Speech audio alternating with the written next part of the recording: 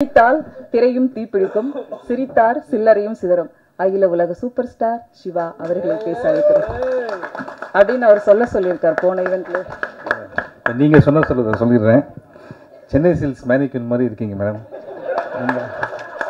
இல்லை ரொம்ப அழகாக இருக்காங்க. ப்ளீஸ் இல்லை, நீங்கள் இவ்வளோ சொன்னதை கேட்டுருந்தாங்க. அகில உலக சூப்பர் ஸ்டார் போன ஈவெண்ட்ல என்றைக்குமே கிடையாது மேம். பட்டம் தான் தானாக வர்றது அது. ஓகே, இது வேறு ஃபங்க்ஷனு, நம்ம ஒழுங்காக பேசுகிறோம்.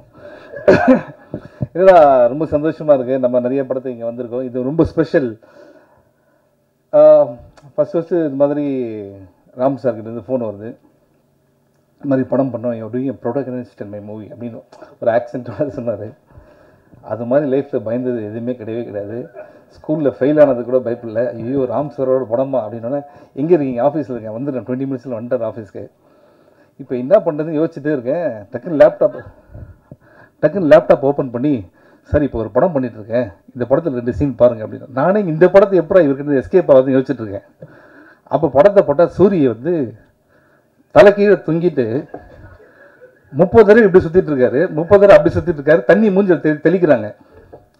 அப்படியே பார்த்துட்டே இருக்கேன். எப்படி சார் இருக்குது? நல்லா இருக்கு. நம்ம படம் எப்படி அப்படின்னு ஆரம்பித்தார். ஐயோ சார், இதெல்லாம் நம்ம டார்ச்சர் அனுபவிக்கவே முடியாது.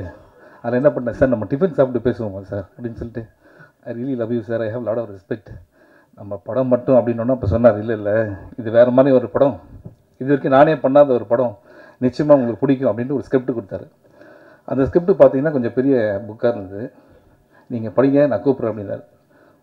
நான் ஒரு நாள் கூட இல்லை, ஒரு 12 ஹவர்ஸ் திருப்பி கூப்பிட்டார். எப்படி இருந்தது ஸ்கிரிப்ட்? சார் ஸ்கிரிப்ட் நல்லா இருக்குது சார், ஆனால் அங்கேயே தான் இருக்குது, நான் படித்து சொல்லிடுறேன் சார் அப்படின்னேன்.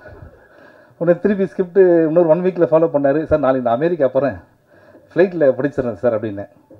சரி, ஃப்ளைட்டில் சுத்தமாக தொடவே இல்லை இந்த புக்கை. நான் அங்கே போய் இறங்கணுன்னே, சார் எப்படி இருந்தது? அப்புறம் சொல்லிட்டேன், சார் உங்களை மாதிரிலாம் படிக்க மாட்டேன், உங்களை மாதிரி படிச்சு தான் உங்களை மாதிரி நல்ல அறிவாளியாக இருப்பேன் சார் லைஃப்பில். நான் கொஞ்சம் டைம் கொடுங்க சார். ஃபுல்லாக படித்து ரொம்ப என்ஜாய் பண்ண ஒரு ஸ்கிரிப்ட்டு. திருப்பி வந்ததுக்கப்புறம் ரொம்ப நல்லாயிருக்கு சார் அப்படின்னேன். அப்படியே பார்த்தாரு, அதோட இன்னொரு வேர்ஷன் எழுதியிருக்குன்னு சொல்லிட்டு அதோட பெரிய புக்கு, ஓகே இது நாளைக்கு படித்து சொல்லுங்க அப்படின்னாரு. சார் நான் அப்படியே காலில் விழாதுக்கிறேன், சார் புரிஞ்சிருச்சு என்ன படம்னு, தயவுசெய்து இனிமேல் ஸ்கிரிப்ட் படிக்க வேணாம், நான் வந்து ஷூட்டிங் ஸ்பாட்டுக்கு அப்படின்ட்டு. அப்போ கூட எனக்கு என்னன்னா, இவர் வந்து என்னை ரொம்ப லவ் பண்ணுறாரு அப்படின்ற மாதிரி தான் நினச்சிருந்தேன். ஷூட்டிங் ஸ்பாட்டு போனதுக்கப்புறம் தான் தெரிஞ்சுது என் மேலே எவ்வளோ கோவம் இருந்தால் இந்த படத்தில் என்ன அவர் போட்டிருப்பார் அப்படின்றது. சார் கோச்சிங்க. ஸோ இல்லை என்னென்னா நிறைய விஷயங்கள் இருக்குது. சில படத்தில் வந்து நம்ம பேசுறதுக்கு ஒன்றுமே இருக்காது. இந்த படத்தில் பேசுறதுக்கு அவ்வளோ இருக்குது. ஆனால் எல்லாத்தையும் நம்ம இங்கே பேச வேணான்னு தோணுது. நிறைய ஃபங்க்ஷன்ஸ்லாம் வருது இல்லை சார், அதெல்லாம் பேசுறதுக்கு. பட் ஒரே ஒரு சீன் மட்டும் சொல்கிறேன். ஷூட்டிங் ஸ்பாட்லேருந்து லொக்கேஷன் வந்து 1 hour, நைட்டு 2 மணிக்கு ஷூட்டிங் முடிச்ச உடனே அசிஸ்டன்ட் ஓடி வந்து சொல்கிறாரு, காலைல 6 மணிக்கு வந்துடுங்க சார் அப்படின்ட்டு. இங்கேருந்து போகிறதுக்கு 1 hour, வரத்துக்கு 1 hour. நான் கேட்குறேன், ஏன்பா எப்படிப்பா போயிட்டு தூங்கி எழுந்துட்டு வர முடியும்? நமக்கு ஹீரோன்ற ஒரு ஆட்டிடியூடில் நானே பேசுகிறேன் டேரக்டர்கிட்ட. நேராக போய் இவருக்கு கேட்டேன், சார் என்ன சார் 6 மணிக்கு வரும்? யார் சார் உங்களை 6 மணிக்கு வர சொன்னது? நீங்கள் 6:30 வந்தால் போதும் சார் அப்படின்னாரு. அது என்னென்னா, அது நடந்து வரதுக்கு 20 மினிட்ஸ் நான் இவர்கிட்ட பார்க்குறதுக்கு.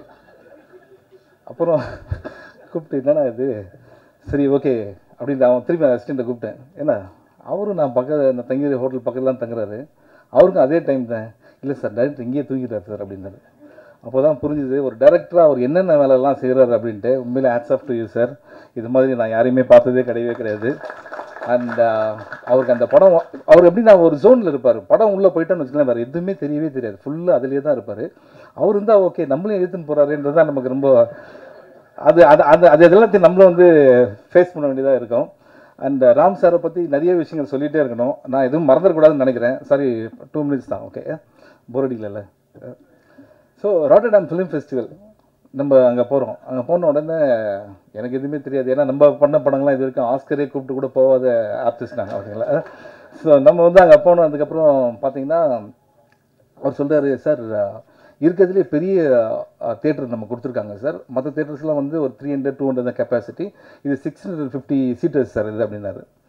சரி ஓகே அப்படின்னோன்னா அங்கே அந்த ஷோ ஆரம்பிச்சது. நீங்கள் நம்ப மாட்டீங்க, அந்த ஃபுல் ஃபெஸ்டிவல்லையே இது மாதிரி ஹவுஸ்ஃபுல்லான ஒரு ஷோ எதுவுமே கிடையாது. எல்லாருமே வந்துட்டாங்க உள்ளே. அண்ட் நீங்கள் பார்த்துருப்பீங்க, அதில் வர ஒவ்வொருத்தருமே வந்து சினிமா லவ்வர்ஸ் மட்டும் கிடையாது, சினிமாவில் இருக்க டைரக்டர்ஸ், கிரியேட்டர்ஸ் எல்லாமே.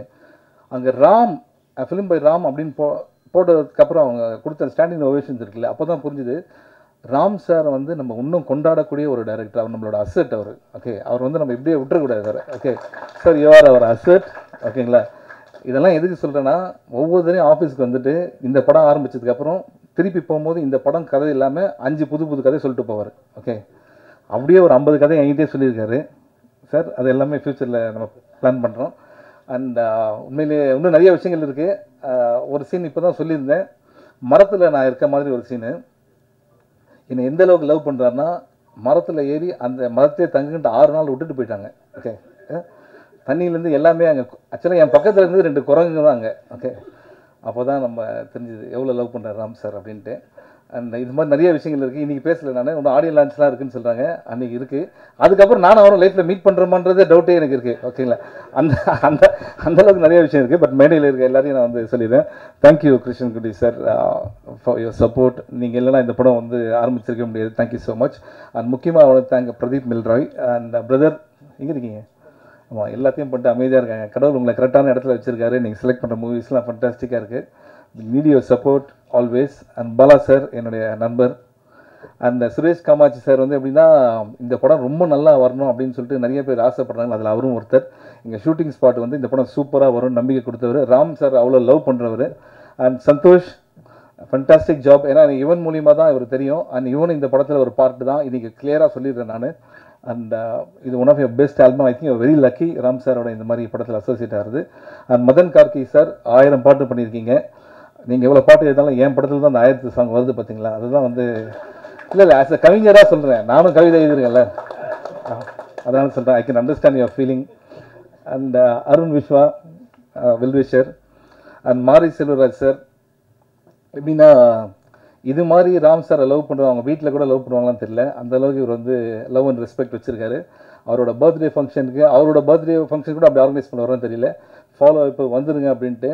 The love for Ram sir இருக்குல்ல, அது வந்து ட்ரூலி அமேசிங். அண்ட் நீங்கள் இன்னும் நிறைய படங்கள் பண்ணோம். இது அப்புறம் பேசலாம். இன்சைட் ஜோக்ஸ் இது. அப்புறம் சித்தார்த் என்னென்னா, நான் ரேடியோ மிர்ச்சியில் வந்து ஆர்ஜேவாக இருக்கும்போது அவரை நான் இன்டர்வியூ பண்ணிருந்தேன். அப்போ தான் பாய்ஸ் படம் நடிச்சிட்ருக்காரு. அப்போ நான் வந்து அங்கே இருக்க எல்லாருக்கிட்டே சொல்கிறேன், யார் தெரியுமா இவர்?